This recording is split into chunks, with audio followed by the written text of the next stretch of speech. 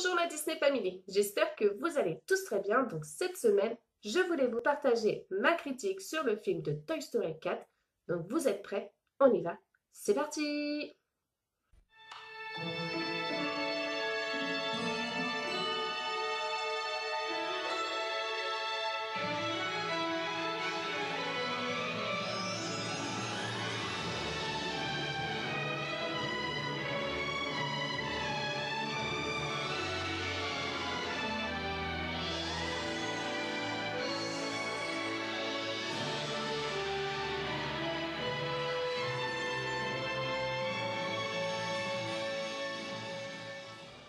Alors tout d'abord, avant de vous dévoiler ma critique, je tenais à m'excuser auprès de vous car dans cette vidéo, il est probable que je fasse un peu de spoil.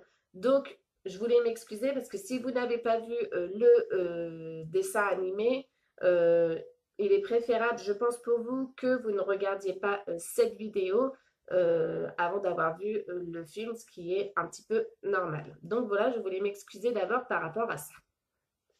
Alors, une fois de plus, Pixar a su faire preuve de créativité et d'imagination avec Toy Story 4 qui est à la fois très drôle, très émouvant, aussi à certains moments très effrayant. Donc attention, pas effrayant dans le sens où ça fait vraiment peur, mais plutôt dans le sens où on a quand même été surpris par 2 fois au cinéma, notamment avec l'un des nouveaux personnages, une espèce de pantin qui n'est pas sans rappeler le pantin diabolique dans Chair de poule.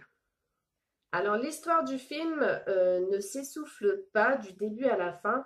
On est vraiment captivé par l'histoire dès le début, puisque dès le début, en fait, on nous indique pourquoi la bergère ne faisait pas partie donc, du troisième opus. Et vraiment, tout le long du film, on ne s'ennuie vraiment pas. On est vraiment dans le film du début jusqu'à la fin. Au niveau des personnages, donc il y a bien sûr des nouveaux personnages, sinon je pense que ça n'aurait pas spécialement d'intérêt. Il y a le personnage donc de Fourchette ou Forky. C'est vrai que j'aurais préféré qu'il garde le prénom de Forky pour Fourchette. Mais bon, ça c'est mon avis. Donc c'est un personnage qui est, disons-le clairement, complètement débile et qui a une manie, c'est de toujours vouloir finir dans la poubelle. Donc c'est un personnage qui est vraiment très drôle. Et il y a un autre personnage aussi qui est vraiment très drôle, c'est Duke Kaboom, qui est un pilote de moto canadien et qui par ses airs de grand bonhomme, a quand même une histoire assez triste.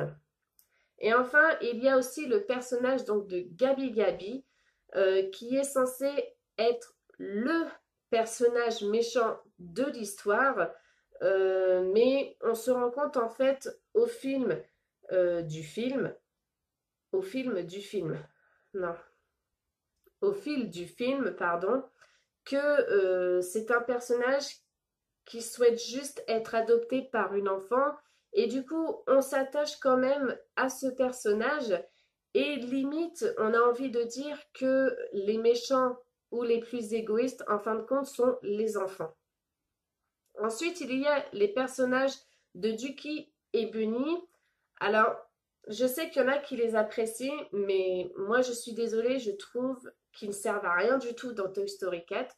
Je les trouve vraiment pas nécessaires du tout. Ils sont drôles, oui, j'ai rigolé à certains moments, mais pour moi, ce sont des personnages qui ne servent à rien du tout. Alors, l'histoire est beaucoup plus centrée, donc du coup, dans ce quatrième opus sur Woody, beaucoup moins sur les autres personnages. Et du coup, en fait, on voit Woody sous une autre forme, une forme qui est quand même bien plus triste, je trouve. Je pense que ceux qui auront vu le film comprendront de quoi je veux parler. Au niveau graphisme, alors les décors, les couleurs s'harmonisent très bien entre elles. Le plus, je pense que le fait d'avoir mis des jouets vintage dans ce dessin animé donne une petite touche de fraîcheur. La bande son est tout simplement sublime. On y retrouve même la chanson Je suis ton ami qu'on avait dans le premier opus de cette saga. Euh, les voix des jouets sont les mêmes, à part, je crois, pour la bergère. Il me semble que dans le premier opus, la voix était quand même plus grave que dans cet opus-là. La fin du film est juste, mais tellement, tellement émouvante, tellement triste. euh, Parce qu'en fait, tout simplement, Woody décide de quitter donc tous ses amis pour rejoindre donc la bergère et les autres jouets perdus.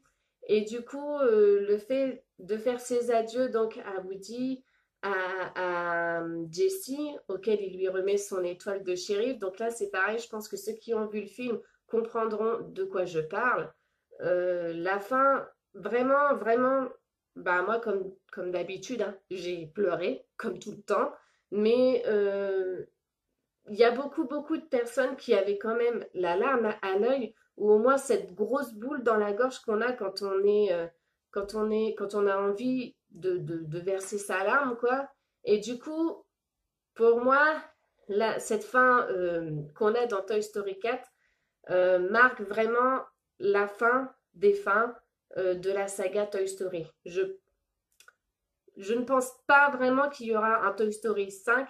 Je crois vraiment que là, cette fin a tout conclu. Ou alors, ils nous feront peut-être un Toy Story 5 sur l'idylle entre Woody et la bergère.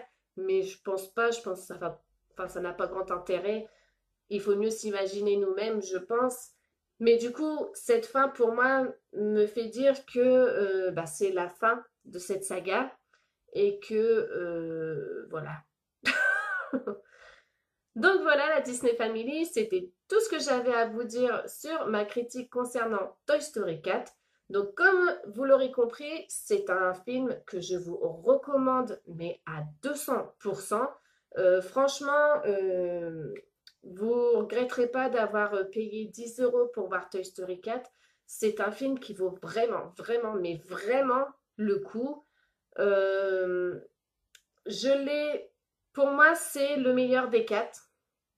J'ai vraiment, vraiment aimé ce quatrième opus. Euh, les enfants comme les adultes seront vraiment émerveillés, époustouflés par ce quatrième opus. Faut vraiment aller le voir. Du moins, même mes enfants ont été captivés du début à la fin. Pour vous dire que même mon compagnon est venu le voir avec nous. Donc, c'est pour vous dire que c'est vraiment un des films qu'il faut aller voir. Et comme je vous dis, je pense que ça marque la fin de la saga Toy Story. Donc, n'hésitez vraiment pas à aller le voir d'abord au cinéma et ensuite en DVD quand il sortira en DVD. Mais allez vraiment le voir, je vous le conseille très très fortement. Donc si vous avez aimé cette vidéo, n'hésitez pas à mettre des petits pouces en l'air. N'hésitez pas à commenter, à partager, à vous abonner si ce n'est pas déjà fait et n'oubliez surtout pas d'activer donc la petite clochette. C'est ce qui sert en fait à vous prévenir à chaque fois qu'il y a une nouvelle vidéo qui sort. Et en attendant la semaine prochaine, eh ben, je vous fais des bisous et je vous dis à la semaine prochaine. Bye!